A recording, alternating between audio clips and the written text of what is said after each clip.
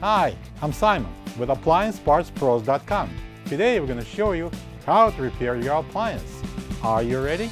Remember, anytime you work on your appliance, make sure it's unplugged or the circuit breakers are off so there's no chance of electrocution. In this video, we'll show you how to replace the lower dish rack in a GE dishwasher. It's going to be an extremely easy repair. Should only take a couple of minutes to show you how to do it. When you open up the package, you're going to get a new lower dish rack, a silverware basket with 3 leads, a warning label, and the instructions. The lower dish rack assembly is used for storing the larger dishes and pots and can be conveniently rolled in and out. The main reason why it would need to be replaced is if it gets corroded and starts breaking apart, leaving ugly spots on the dishes.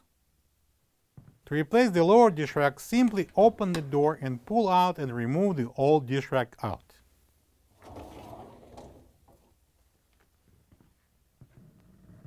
This is the old lower dish rack assembly next to the new one. If you don't have this part, you can get it from AppliancePartsPros.com.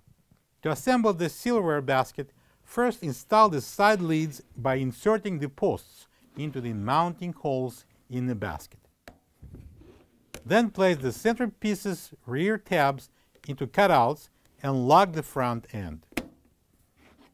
Install the dish rack assembly. And now we can install the silverware basket.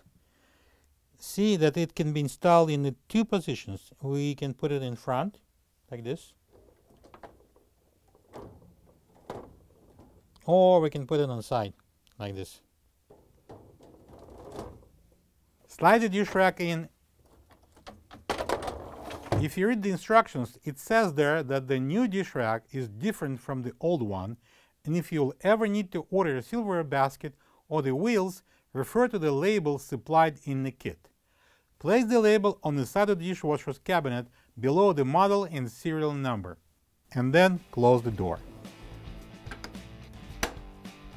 Plug the dishwasher in and enjoy your clean dishes. Thank you for being a part of another successful repair brought to you by AppliancePartsPros.com. For any of your future appliance repair projects, please check out our other repair videos available on our site, on Facebook, and on YouTube.